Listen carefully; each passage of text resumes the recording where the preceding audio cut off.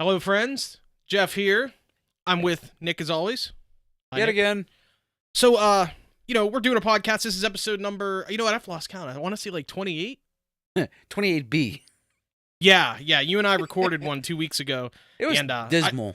It was not good. Well, we were supposed to have Matt on from 1337 FM. We Yeah, were but gonna he do it on got the phone. He got sick. And to be honest with you, I mailed it in. Like, I was planning on that particular evening, you coming over, we calling Matt on the phone, and on Skype, Messenger, whatever, and then we would just do like a regular phone podcast, like I've done. Like we did before. We've done them before, and you and Matt had pretty much worked out like what you wanted to talk about, and you guys, you were going to talk like history and all kinds of just super interesting stuff. Yeah, we had a nice long list of topics we were going to discuss. I was pretty much just going to moderate and run the camera. That's what I was planning on doing. And so I didn't really give any thought to what to talk about. I was just going to basically listen. And Matt got a hold of us about a half an hour before we were, I had everything set up, ready to go. And, computer was on, everything's here, it's sitting on my desk, ready to go. And he texts us, or he messaged us and says, hey, I can't do it, I'm sick. And I'm not going to reveal what he was sick of or what his problem is, but it's pretty bad, and I understand why. Well, it's not nearly as it. bad as what we were making fun of. We were speculating. Yeah. Well, what I'll say is, you and I, we ended up recording a podcast together anyway. We did maybe a half an hour. We just weren't into it at all. I had nothing to talk about. The Penguins had played. We watched the game and they lost, and I was kind of bummed out about it. And I had been drinking for 4 hours before that too. I was not sober at the time. Because I went to a wing bash or something that particular day. Yeah. And you and I did about a half an hour, and it was just, I knew it wasn't good. There was just so many pregnant pauses. 15 minutes of it was you and me just talking so much shit on Matt, calling him an a-hole and a jag-off and just all kinds of stuff. We're like, oh, you piece of shit. And we would start talking about something else, and then it would come back to him being a... Yeah, And I felt... I didn't release the podcast because, it wasn't up to my normal quality where we can really actually fill an hour. But also, we made fun of him so bad. It was more like a Matt terrible. celebrity roast almost. It sort of was, yeah. And after we recorded it that he got a hold of me and was like, yeah, this is what my problem was. This is why I was sick. If you had that problem, you'd call it off too. And I was like, yeah, you're right. I would. He had some sort of issue that made him pretty sick. And so, Matt, we'll cut you a break on that one, but we do need to get you on the show soon. And also, since you did send in the comic books. Yeah, you sent us the comic books. We, just before we recorded this, you can show them on camera real quick if you want. Before we recorded this, you and I recorded a unboxing. So, guys and gals, we'll see what order this actually gets uploaded. Yeah, so there's, the unboxing will get done first, because it's going to be like a 10-minute video. So... that'll be on YouTube before anything else, and then we'll do this later. This will be on YouTube by the end of the week, probably. So anyway, it would be great to have Matt on, hopefully soon. We miss him. He's a good dude. He's fun to talk to, and,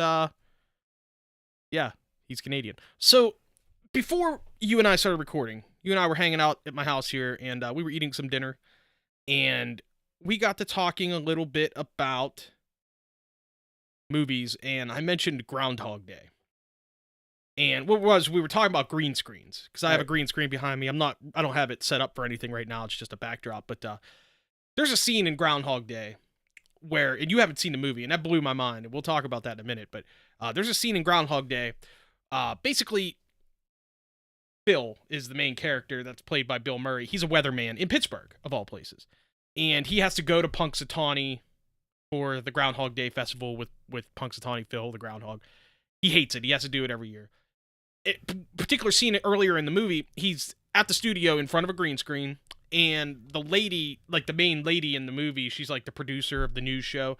She comes on the screen, and she's wearing green. So all it is her head and hands is all you can see. And she's looking at the kid, and she's doing this, and just, it's funny. And you and I were talking about my green screen, and we mentioned that we should have done the unboxing video we just did with you as just a floating head, where the green screen would be draped over your body and around your back. How about a green suit? That would just be a floating comic book. Right, if you had a green... yeah, that would be funny. If we had some sort of frame or something you could just hold around your head to make it look like the outside of a comic book or something, maybe have your name on it in comic book drawing letters and just... Hi, this is the Nick comic. That would be the dumbest disembodied comic. So we were talking about green screens. We were talking about that, and we mentioned Groundhog Day, and I wanted to tell you that story from the movie. And you blew my mind when you told me you hadn't seen it, because it is, I'm telling you, dude, it is your kind of movie. Great humor. Bill Murray. It's probably his best movie of all his movies. And it's got a really cool time travel mechanic in it. You sound like Tallahassee from from Zombieland. He basically, what happens, just to give you a quick synopsis without giving away the whole movie, he goes to Punxsutawney. He hates it. It's like the worst thing ever. Gets snowed in on Groundhog Day. So he wakes up on February 2nd. There's a song playing on the alarm on the radio at 6 a.m. It's I Got You, Babe by Sonny and Cher. Oh, God. He reaches over, he shuts off the radio, and he goes through his day. Like, he's at an inn, you know what I mean? He goes downstairs. These people talk to him. He eats breakfast or drinks coffee or whatever. He goes to the event, sees Punxsutawney Phil. Things happen. He goes to eat at a restaurant. Things happen. It gets to nighttime. He's back at the inn. He goes to sleep. When he wakes up the next morning at 6 a.m., the alarm comes on. It's the Sonny and Cher song again. Yeah. And not the version with Beavis and Butthead. No, not that version. The actual version. Although the Beavis and Butthead version is fantastic. Yes, it is. He thinks at first that they're just replaying that particular song or replaying that episode of the morning show that he's listening to on the radio, on the alarm clock. But then he soon finds out that it is once again February 2nd. And he is stuck in a time loop. Dun, dun, dun! Imagine a man being traveling by. So it happens hundreds of times throughout the movie. And he takes very, very big advantage of it. Like, he watches people, he figures things out, and he learns a lot of different things. Like, he, without blowing too much in the movie, he, like, learns how to play piano. So he goes to this lady every single day and pays her $100 or whatever for a piano lesson, and every day he gets better. But the lady doesn't know any wiser, because to her, it's the first time she ever saw him. Because it's a time loop. Do you understand what I mean? And then eventually, you can take like perverse pleasure in that. He does. Okay. There's a scene where he's watching Jeopardy, and he's watched the same episode of Jeopardy now for 100 days in a row or whatever, and he's like sitting at the inn watching Jeopardy, and he knows every single answer because he's watched it 100 times in a row. So, like, he's answering all this complex stuff, and the people are, like, applauding him. Yeah, it's really funny. Well, my grandfather on my mom's side actually used to do that. That's because they used to watch these shows half hour earlier. Oh, yeah, so it'd be on at, like, 6:30, and then like they'd Wheel of turn it on Fortune, 7. Jeopardy. Yeah. They would know, what is the English channel? Wow, how'd you know that? That sort of thing. So, yeah, it's a really great movie. It's funny. It's one of, like I said, it is very, very well known as one of Bill Murray's best, if not his best movie. In my opinion, I think it is his best movie. Although Caddyshack's pretty close, even though he's kind of a minor character, yeah. Caddyshack, whereas in Groundhog Day, he's and also he wasn't really a scripted character. He pretty much just he just ad-libbed everything. Yeah. But he, Bill Murray is so great, and we've talked about him before, but he ad-libs almost everything in almost every movie he does. I mean, even in Groundhog Day, I did watch a video on YouTube probably years ago where it had, like, the best Bill Murray ad-lib, like a 20-minute video of just the best ad-libs of his, and a lot of them were from Groundhog Day. And he has a lot of really great lines in that movie. I mean, he has great lines in every movie, but I forget where it was. So good. Did I see Scrooge over your? I saw Scrooge recently for the first time. That's the one I haven't seen. I have never watched Scrooged. I don't remember where I was where I saw that. My sister's husband loves that movie, so you might have watched it with him at my parents or something. Because Chris is really into. I don't know, because I really don't see a whole lot. I haven't really seen much of them lately. They're hardly ever in the state. Yeah, they're traveling a lot lately. I know. They're out of town right now. They're at they're in a state, but I can't remember. She posted something yesterday. They're somewhere. Yeah, because you guys used to always go to Crawford campgrounds. Yeah, but that's only 20 miles away. Yeah. That's in Darlington. It's not that far. But still, it's really cool they get to travel though. Yeah, they do, and that's good. I mean, we did when I was a kid. We traveled a lot. It's like, wait a minute. Oh, we're going on vacation. Did you just come back from vacation?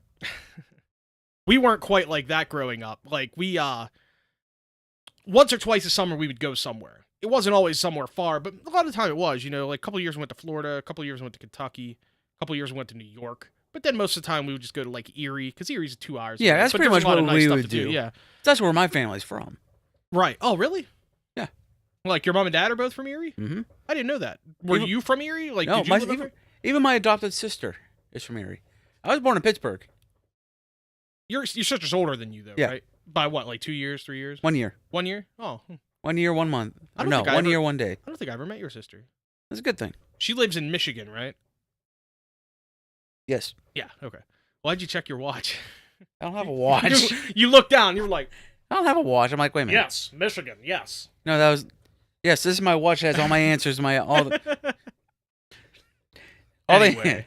Yeah, What? I wasn't aware that your family's from Erie. That's pretty cool. Yeah. It's nice up there. I've always liked Erie. It's a Me nice too. town. Except for the snow.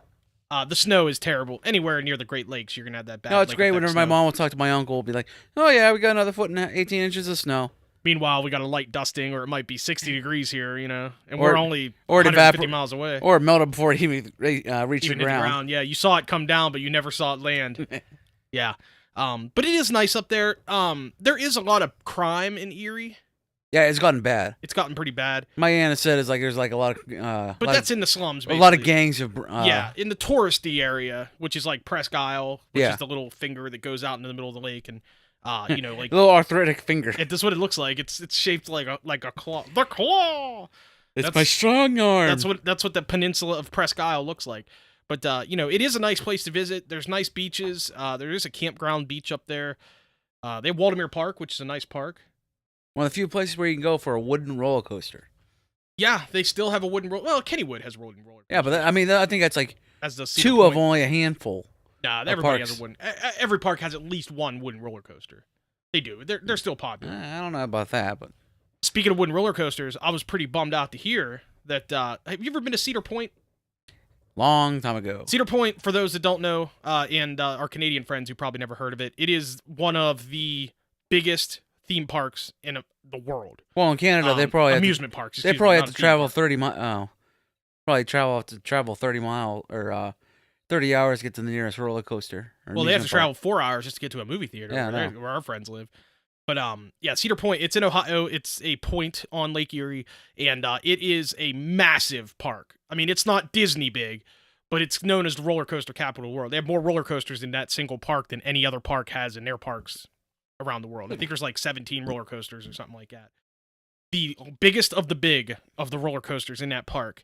At the very end of the point, right on the lake, there's this ginormous wooden coaster. It's called the Mean Streak. It's like a 3-mile long track or something. It's ridiculous. It's not the biggest wooden coaster in the world, but it's like in the top 5 of biggest. Cedar Point announced that they're closed it this summer. It's not going to open. They're going to tear it down. And I was pretty bummed because I love wooden roller coasters. I mean, metal coasters are fun and they're super fast and they're smooth and they go upside down and stuff. But I like getting on a wooden clanky roller coaster because it scares the crap out of you. Like you always feel like the track is going to fall apart. You know, I love or you're gonna skip off. Thunderbolt. The Is my Thunderbolt favorite. is amazing. Yeah, Thunderbolt's at Kennywood Park in near Pittsburgh, West Mifflin, PA, and it's consistently rated as one of the top wooden coasters in the world. The thing that makes a Thunderbolt so great, for those that don't know, is that Kennywood has a natural ravine in the middle of the park. Right smack in the middle of the park is a big ravine. And the Thunderbolt takes advantage of that. It's built into the ravine.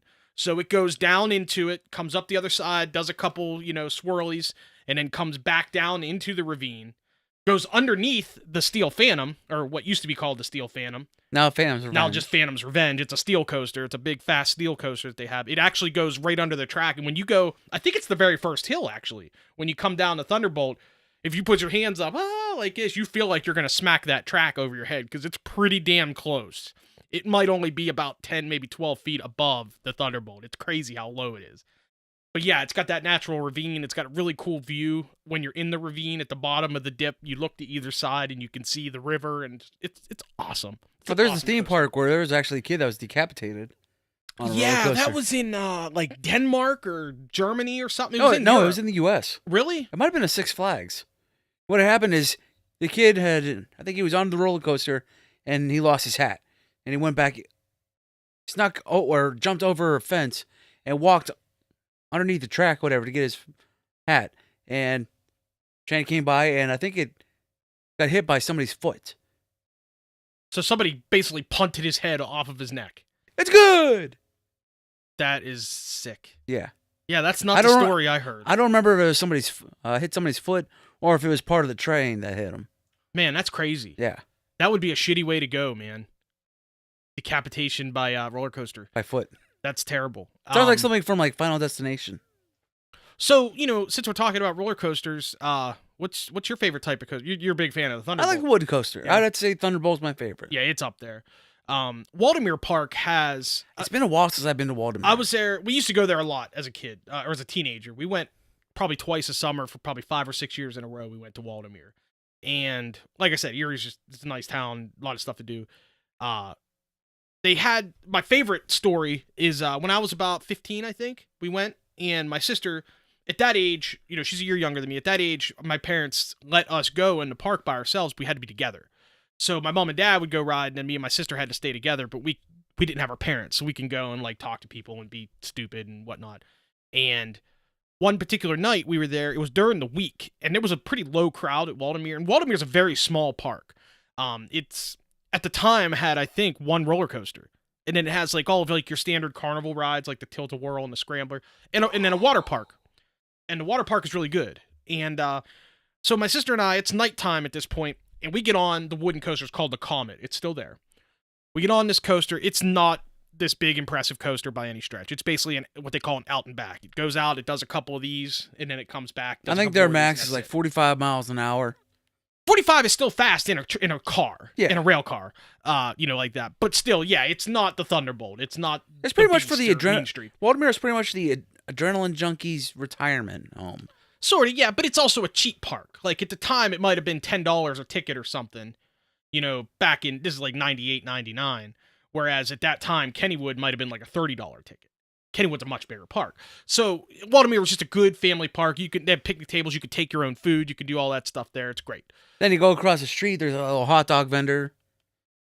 I don't recall that. It's actually pretty cool. I know there's an ice cream stand across the street from Waldemere. Yeah, it's right next to Is it really? Yeah, it's right next to the hot dog place. But anyway, so Leanne, my sister, and I, we got on the Comet, right? We're the only two people on this ride. I think we took the front cart or something. Nice. We get around the ride. That's the only way to go. It takes like a minute or a minute and a half to get through the whole thing. We come back into the thing, and it stops, and the attendant's there. There's nobody else. No other customers. The attendant's like, "You want to go again?" We're like, "Yeah." So we did it again. Stops us the next time. Nobody's on. He's like, "You want to do it again?" We're like, "Yeah," except this time, let's go in the back. Again! So we got on. We went in the back this time. And after about the third time, whenever we'd come back to the station, the guy would just go like this, like put his hands up, and... Why stop us? We would just thumbs up, and he would just let us go. He wouldn't stop us at all. That's sweet. He would brake and let us go reasonably slow, like maybe like 10 miles an hour through the station, but he didn't even bother stopping. Leanne and I must have rode it 10 times. We got to the point nobody ever came onto the ride. We asked to stop because at the point we were finally just like, it's time to get off. You know what I mean? But it was amazing. I never had more fun on a roller coaster than I did that particular night with my sister. And me and her didn't get along real well at that time, but we had a good time together that night. And it was so cool that the dude was just the coolest dude. Like, he was probably like an 18-year-old burnt out, and he's just like, "You want to go again? Yeah, F it. I don't have to pull the switch." And that was that. It was awesome. We rode it in the front and in the back. And, it was a good time. It was totally worth it.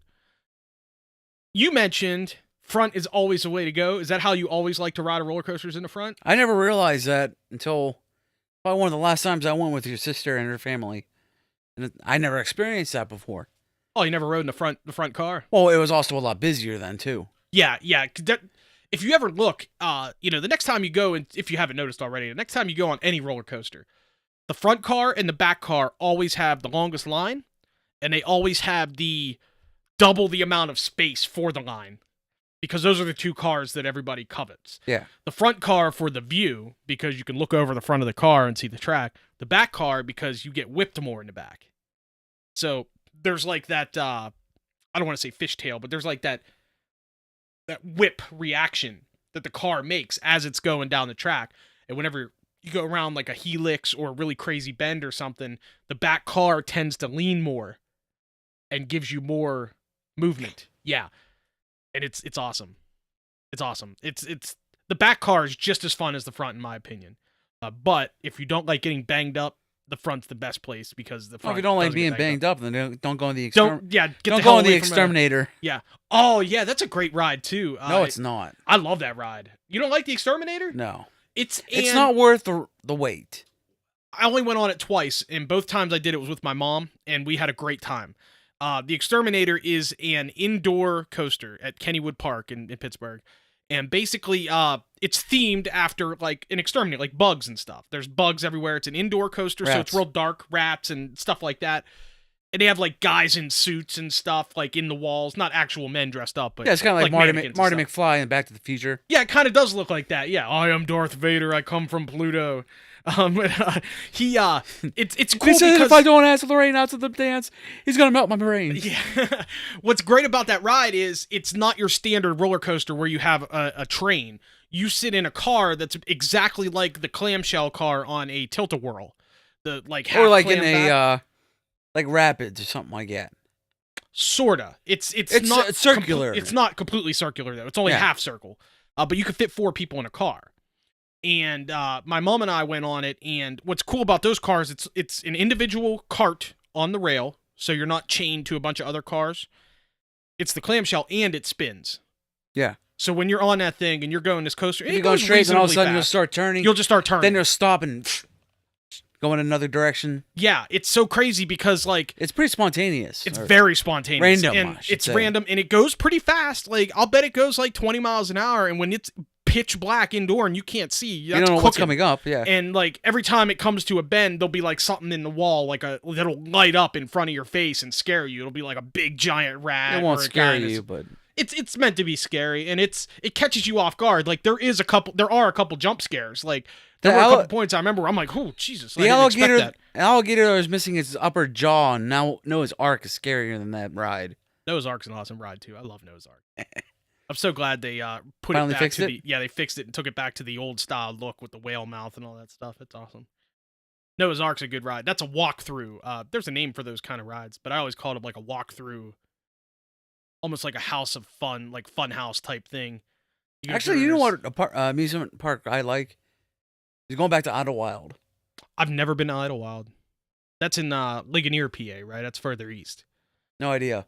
I will be going there in the coming years because they have a thing there called Storybook Forest. Yeah. Which is like, storybooks. it's Actually, I just posted some memories, around my memories on Facebook. I posted some pictures from when I went there with his sister and the family. Yeah, her kids. A really nice time. In about 5 years, when Violet's about 6 or 7 years old, she'll be old enough to really appreciate that stuff, and we'll be. I got some really good there. pictures of Coletta and Giselle because I paid to get for them to get their faces painted, and it was really I did really see you just threw really that on cute Facebook. looking. It was a memory recently. Yeah, they got like a tiger or a cheetah face paint or something like that. I mean, it was really cool.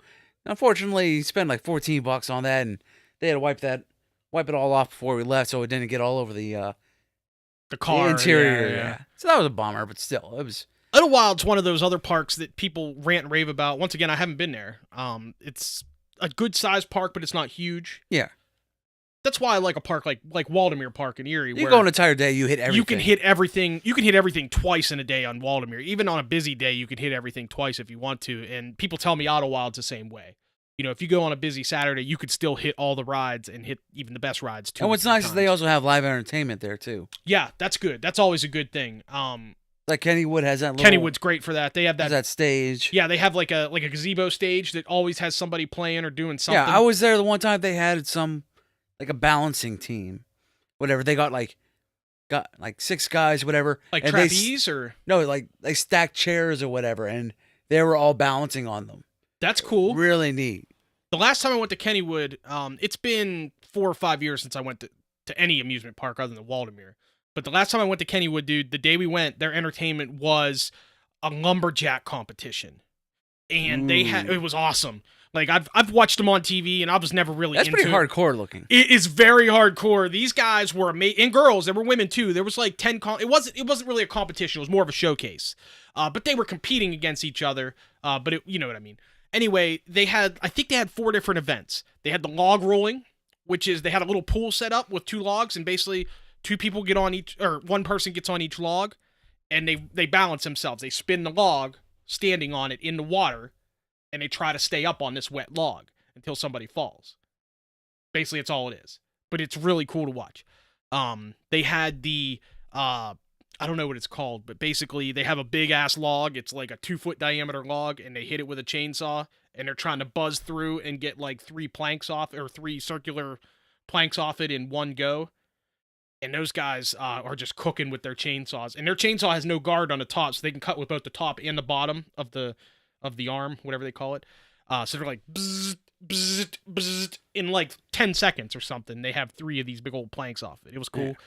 They did the pole climb, which was the most fun to watch. Is that the one where they take an axe, whatever, chop, chop, chop, put it in a plank, yeah, step up? Mm-hmm. That was always neat. Awesome. They do that so quickly. They had 2 versions of it. They had the one with the axes. So they'll have like a 20-foot tall wooden, like almost like a telephone pole, okay?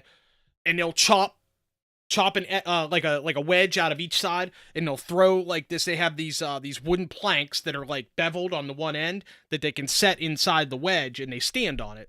And it'll be like 3 feet off the ground. They'll climb up on it, grab their axe, make another wedge, put another plank in that, and just plank the whole way up. And the first person to get to the top and touch the flag wins. And then the other one they had a wooden post that was about probably the same height. And they had those almost like rock climber boots with the spikes in Crampons, them. Yes. Crampons, yes. And they would have this leather strap. And all they would do is they would have the leather strap around the backside of the pole, and they would climb up with it. So they would have the strap, half of it in each hand, and they would wrap it around the pole and pull it towards them like this, so their chest is up against it. And then they would use the crampons and dig into the side of the pole to push up with their feet, and then you would just slide up. They would literally slide up the pole. They would climb 20 feet in like 10 seconds. Ridiculously fast.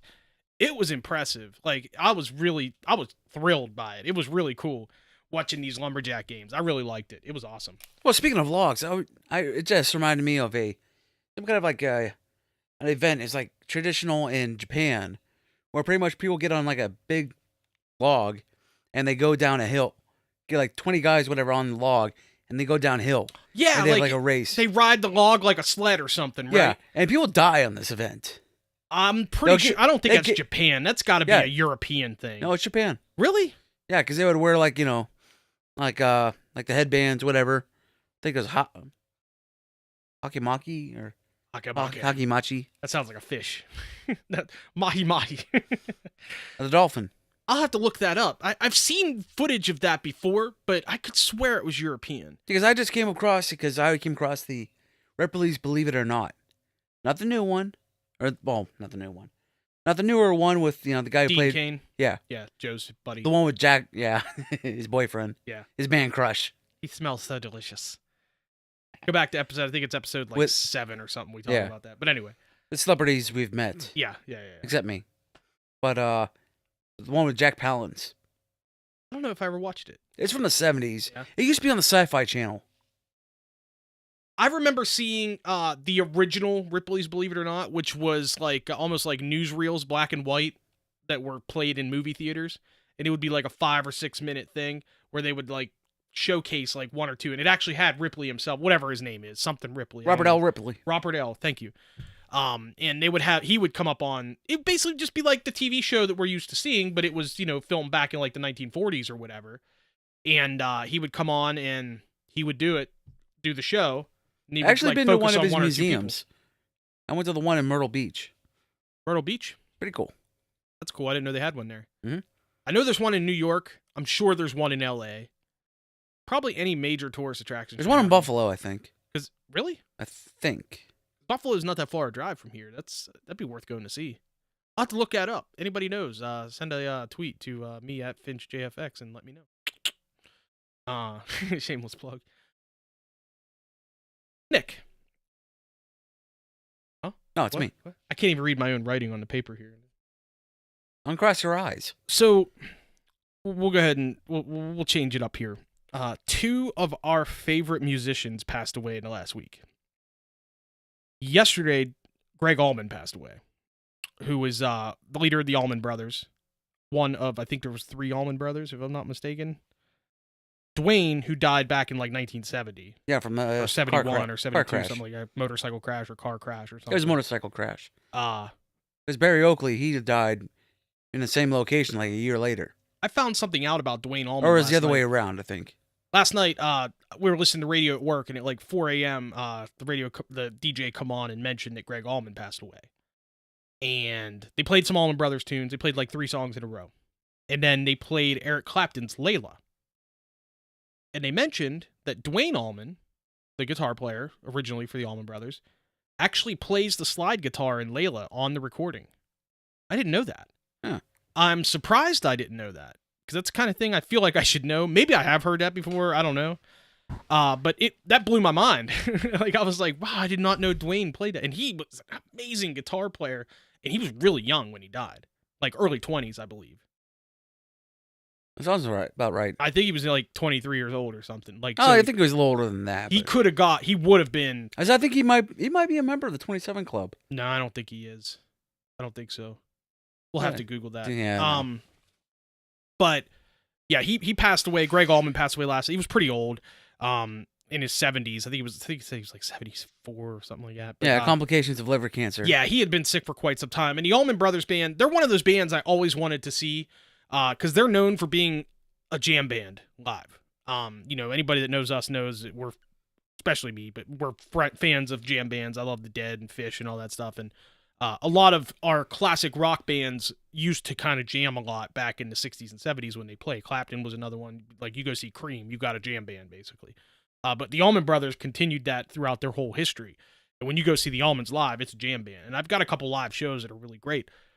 I think it was in 2014, they played their very last show as the Allman Brothers. They announced a couple months before that they were going to go ahead and call it quits on their careers.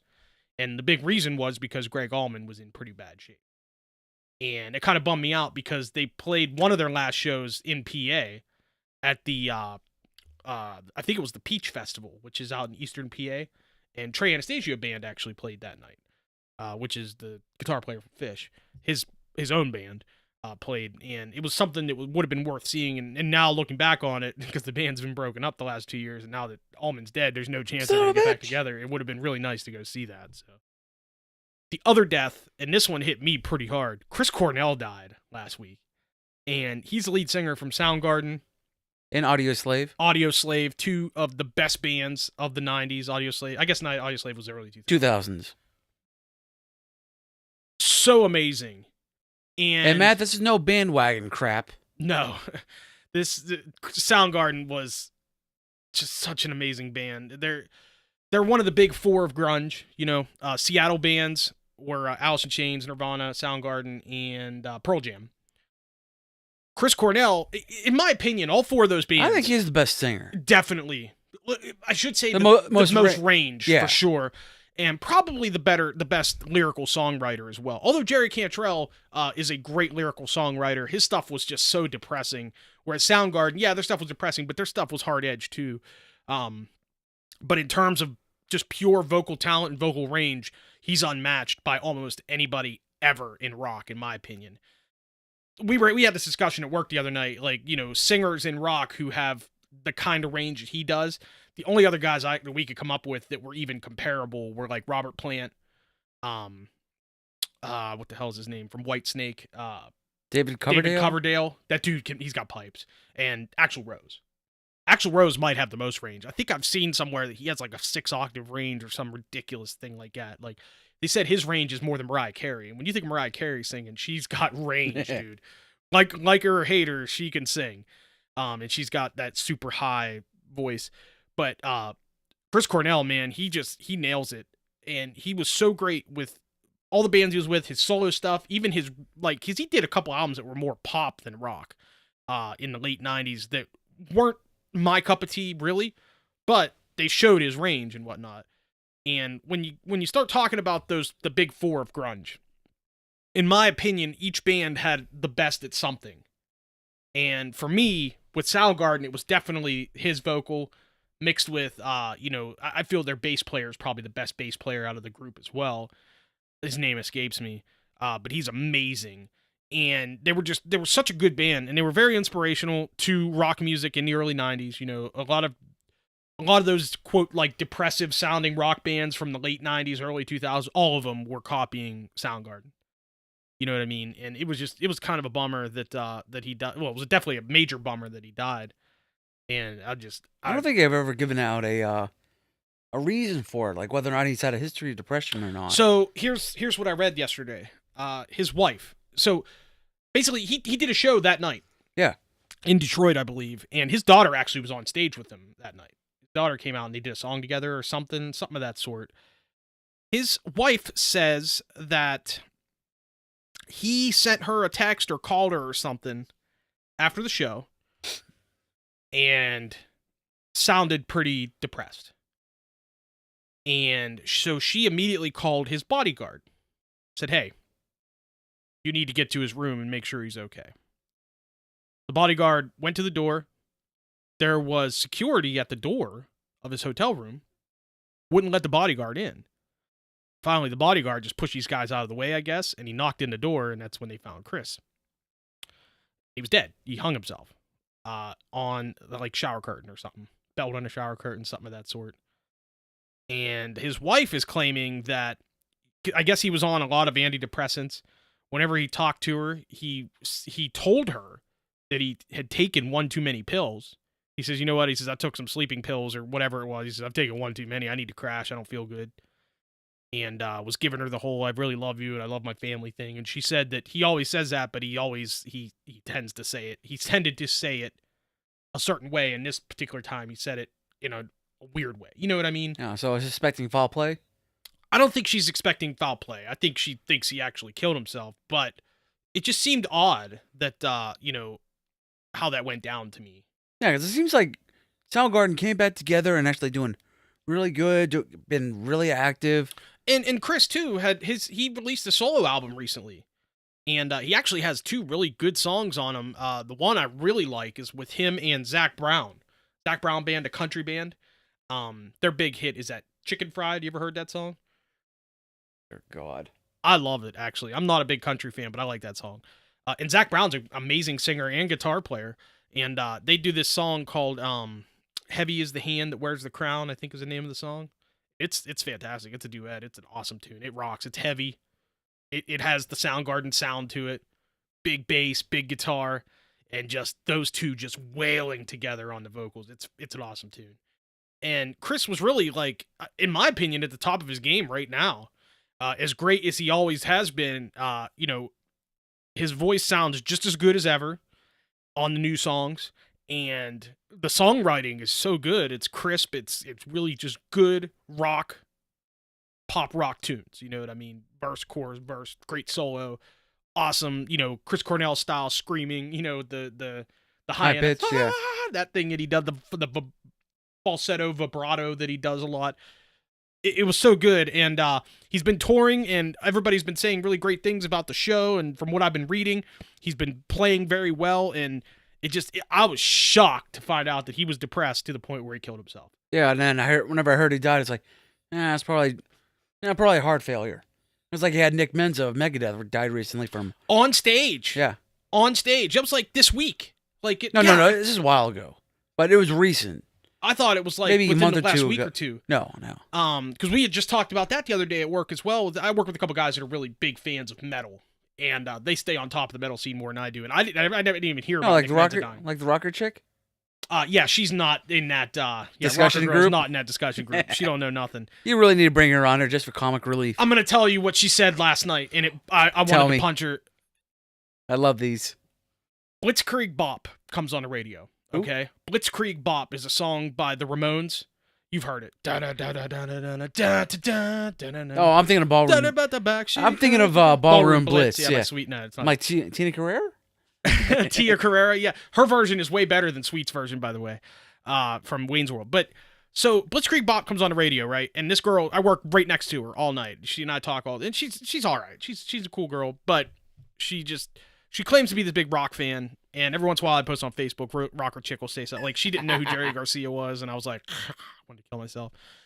Last night, Blitzkrieg Bop comes on, dude, and the first chord of the song hits. And it's a punk song. It's the Ramones, okay? It's like a 1978 punk song. She goes, oh, wow, is that Freebird? Oh, man, Freebird's one of my favorite songs. Turn that up. I love Freebird. And I'm like, are you joking with me right now? She's like, no, man, I love Freebird. I'm like, that is not Freebird. Every time you open your mouth, I'm like, that is not Freebird. That is the Ramones. You lower the IQ of the entire street. I was like, those songs may have come out only a couple years apart, but they are definitely not even close to the same song. They don't play Freebird at sporting events. Well, maybe they do sometimes. Blitzkrieg Bob gets played at a lot of sporting That's events. what I mean. That's what I mean. Yeah, dude. Everybody dropped what they were doing, and we're just like, Wait, did the record stop? I couldn't believe she said it. I'm like, are you like? I pulled her aside. I'm like, are you? Of course, she claimed, "Oh, it was really loud in here. I heard one chord and I thought it was Freebird." I'm like, "No, you're just dumb." I was like, "You've never heard Freebird in your life. I'm like, you obviously never heard of the Ramones either." But to get back to what we were talking about, so I was saying earlier, like it seems like every one of those grunge bands from that time, of the big four, had something about their band that made them better than the other ones. To me, it's Chris Cornell's voice, Pearl Jam's just all together. Their library is bigger than all the other bands. They were the only one that stayed together. Their discography. The only one that's really still around. Yeah, really. With the majority of its founding members. And just, I think that Eddie Vedder's a better singer overall than the other guys. He doesn't have nearly the range that Cornell has, but he has his voice is more audible, I guess you could say. He just has a really, really, really, I can't explain it. Something about Eddie Vedder's voice that makes it attractive to the ear. You know what I mean? Because the average Joe can actually sing along to it. For the most part, I mean, if you listen to the 10 album, you can't understand what he's saying most of the time. But he got a lot better. Oh, I have half a dozen beers or whatever he was singing like. Right, and then It's Me, Alice in Chains has the best guitar player. I mean, Jerry Cantrell is legendary. I mean, they're all good guitar players, but Cantrell's legendary. And then Nirvana had the formula. I think down. the best use of feedback. Definitely the best use of feedback. They were more punk than the other bands. The songwriting was not as crisp. It's crude. It's crude, but in a good way. Like it's that really good, just kind of bootleg style. And if you want to, and it's also poppy. If you start learning too. how to play guitar or whatever, you want to learn. Nirvana's the way to learn how to play guitar. Yeah. But that's of those four bands. Obviously Nirvana was the biggest hit at the time. They had the biggest hit. They were the one. Smells Like Teen Spirit. They were the ones that kind of opened the door to that music. Even though Soundgarden and Alice in Chains released albums a year before Nevermind came out. But to me, in terms of vocal range, the bass player, and quite possibly the best written songs altogether would be Soundgarden. I mean, when you listen to I've been listening to a lot of Soundgarden this week, so I might be a little biased. But their two albums, Bad Motorfinger and Super Unknown, are just monsters. The title track, Super Unknown, I love that. It's so good. The first time I heard that was actually Road Rash on Nintendo 64. Oh, yeah, I remember that game. Whenever I was playing, I played that game with Dave. You know what's another band that's on the soundtrack? I was surprised by? Sugar Ray. Yeah. Yeah. Street Home California. I'm like, what? Street Home California. Sugar Ray is one of those bands. That's Sugar Ray? Yeah. When you hear, they were like a punk band. Yeah. They were a hard rock punk band, sort of, in the early 90s.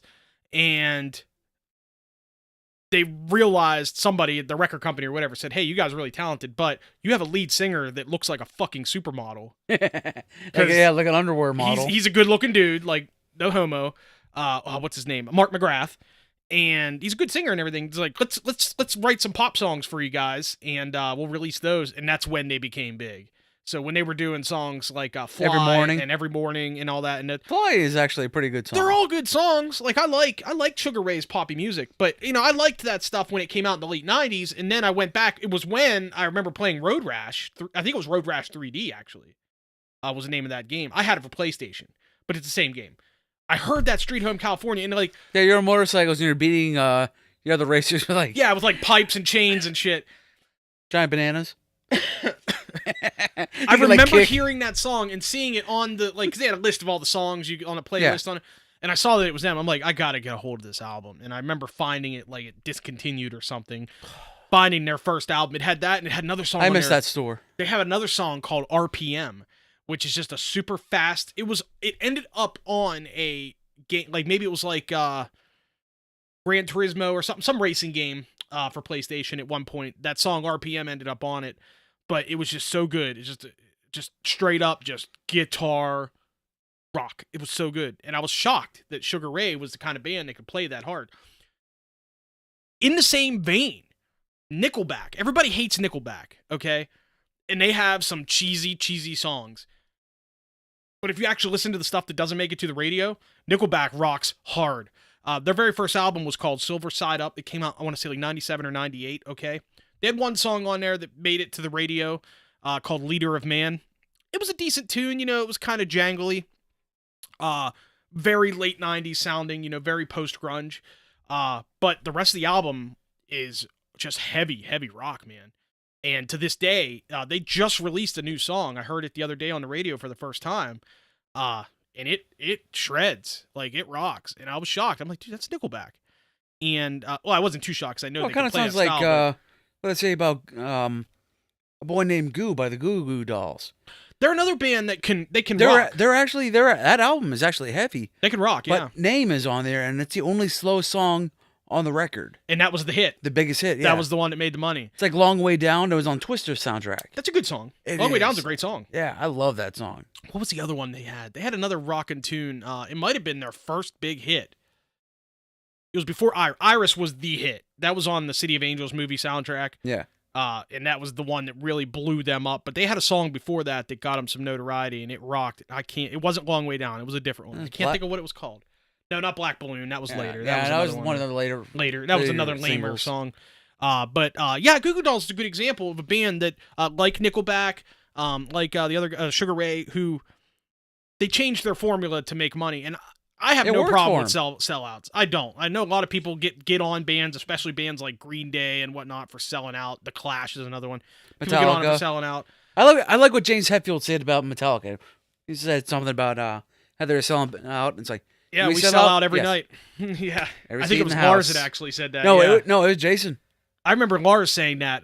We sell out. We sold out last night in Michigan. We're selling out tomorrow night in New York. Well, he might have said that, but Jason talked about selling every seat in the house. Yeah, that's right. And Metallica, though, even though their music changed over the years, and the new album is fucking fantastic. It's definitely more older style. Yeah, but any guitar solos? All over it. About time. Yeah. Metallica still always kept their real heavy edge. You didn't hear too many. I mean, there are a couple exceptions. I mean, like Nothing Else Matters is a soft tune, but it's also it's very melodic. And Metallica, even their early stuff, had a lot of really good, heavy but really melodic music. You listen to even their very first album. They had a couple instrumentals that were real melodic, like Call of Tulu, stuff like that. It's Metallica's excellent, and people who get on them for selling out, dude, they're the biggest band on earth. Or one of the biggest, definitely the biggest metal band. That's one thing that pissed me off is I didn't realize this till I moved, or I was going to move, but a lot of my CD collections are missing. Yeah.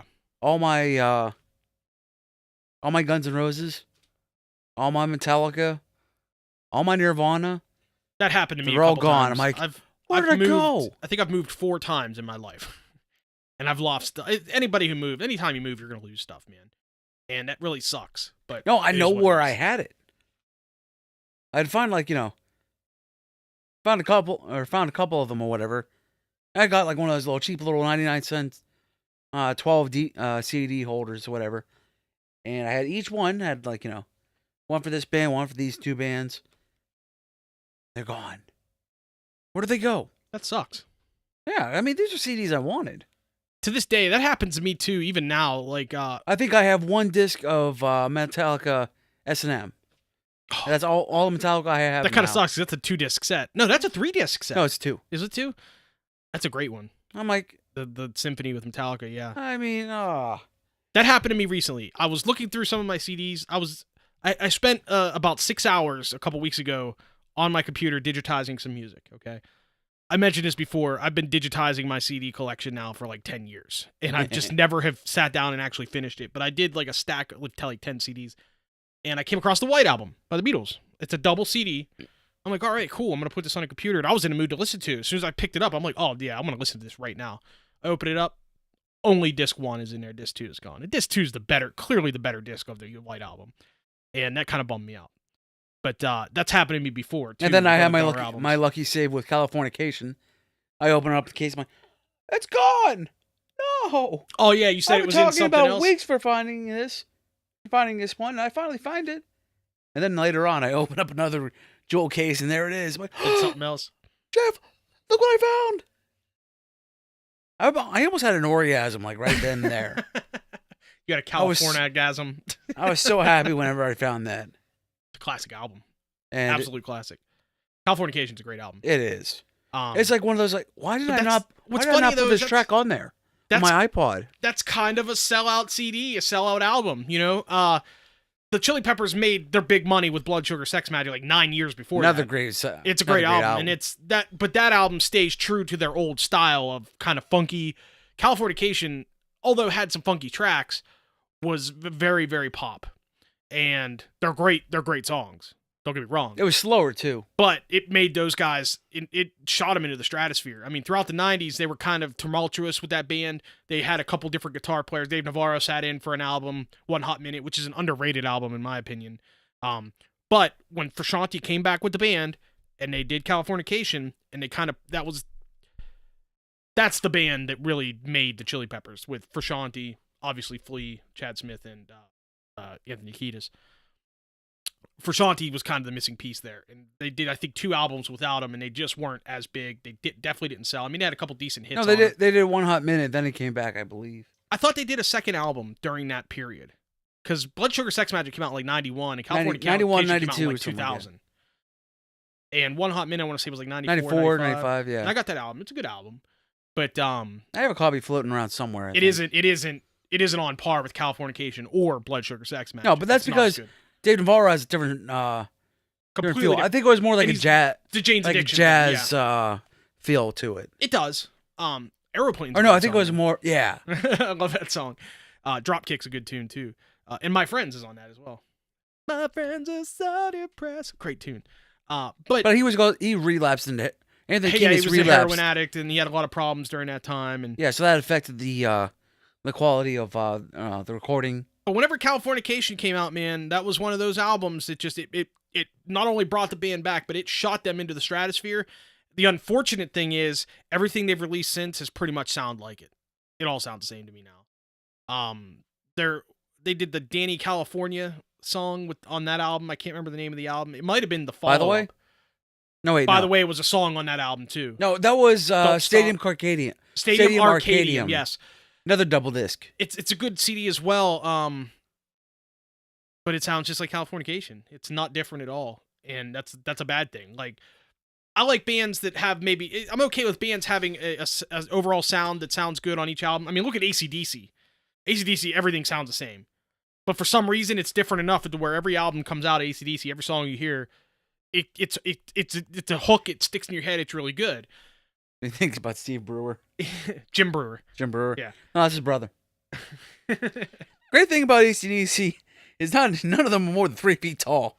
The thing he does that I love that he does of AC/DC, and like I hate to like rip off comedians, but he sings like Brian Johnson. He brings out a band on stage, and he does this thing where he's like talking about AC/DC, like they're so badass they could sing the Hokey Pokey and it would be awesome.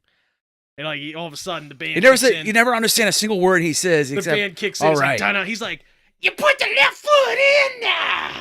Ta-da. You shake it. It's so good. I love it, man. Everybody watching this or listening needs to go and watch some Jim Brewer comedy of him doing AC/DC stuff. It is awesome. Or row your boat.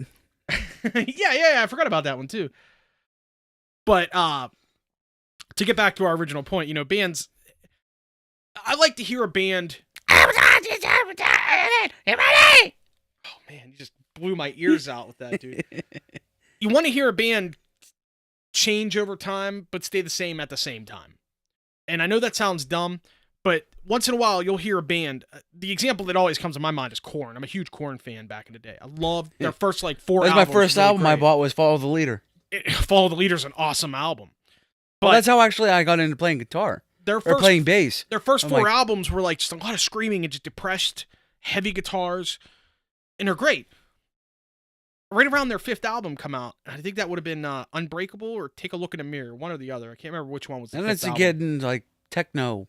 Yeah, they started adding some different stuff to their sound, and John Davis's voice started to change. Now, when you're a screaming singer, your voice is going to change as you get older. It's going to happen. But I can't listen to any Korn anymore that isn't old Korn because it has a weird sound to it that I don't like. So they're an example of the band that evolved, and I'm okay with bands evolving, but it didn't get better, in my opinion. Meanwhile, then you have other bands that do get He didn't even expand better. and mature. Right. Pearl Jam is a classic example. 10 is a great album. It's their first album. It's wonderful. Every album they've released since has gotten their sound, their songwriting, their ability to play has gotten better and better and better. And once you get to like their third and fourth album, once you get to like Versus, Vitalogy, Yield, those albums are just leaps and bounds ahead of 10, you know? And even their newer stuff, like Pearl Jam has really slowed down with their output. Like they still tour a lot. Yeah, as a matter, they release an album once every 6 B-sides and years. all kinds of stuff. They release an album, like a new material, like once every 5 or 6 years now. But every time they release something new, man, is it wonderful. Like you can tell the guys are getting older, but they're getting smarter as they get older, and they're getting better at playing. And it only makes sense, you know, when you got great musicians like that. You know, Vedder and McCready and Jeff Ament and all those guys are just so amazing. Stone Gossard. Stone Gossard's the other one. I think it's just a cool name. Stone Gossard. Stone Gossard, Lindsey Buckingham. I mean, like names like that. It's so off the wall, but it fits. It's so cool. Lindsey Buckingham is a very underrated guitar player. He's amazing. That's a cool. I just love the name. It is a good name. It is a good name for like a British guitar god, Lindsey Buckingham, from Fleetwood Mac. For anybody, like the rocker chick. Yeah, she wouldn't know that. She'd be like, Fleetwood Mac? I don't know those guys. He played on Freebird. Yeah. He played tambourine. Yeah, definitely not.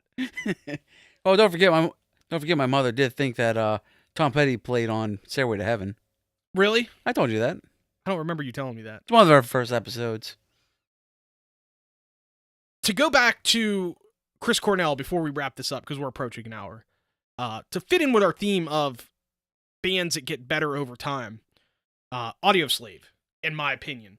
I love Rage Against the Machine, okay? They are one of my favorite bands in the 90s. So Tom Morello is the reason I picked up guitar. Yeah, he is so cool. Like he's an innovative guitar player. He's one of the most innovative guitar players of all time. Has the crazy effects, but he also can actually play. He's not just some dude with a pedal board making weird noises. Like he can play the freaking guitar. Yeah. If you turn off all the effects or you give him an acoustic guitar or something, he will play the shit out of it. It'll blow your mind.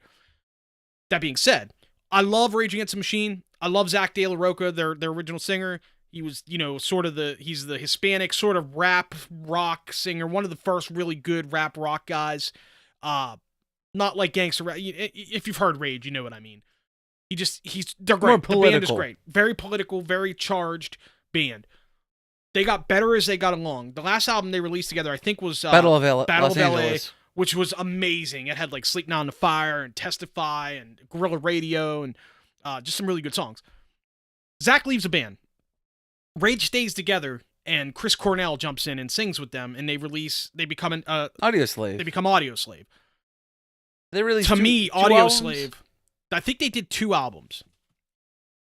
Audioslave to me is far superior to Rage Against the Machine in terms of just the music, the instrumental parts. Morello plays the best music he's ever played with Audioslave. Their bass player, the guy's name escapes me. He's an amazing bass player. He has some really great bass. Timmy C. Yes, he's a nut job too. Like he's a real. Oh yeah, the MTV Video Music Awards, scaffolding, and like all this shit. Their playing is, in my opinion, far superior to their playing in Rage Against the Machine. And I'm not saying that their playing with Rage was bad. It was amazing. Yeah. But when I listen to Audioslave, they sound like a much more mature playing band, and I'm sure Cornell had a lot to do with that. Because, you know, he was around before brings Rage, in a different energy.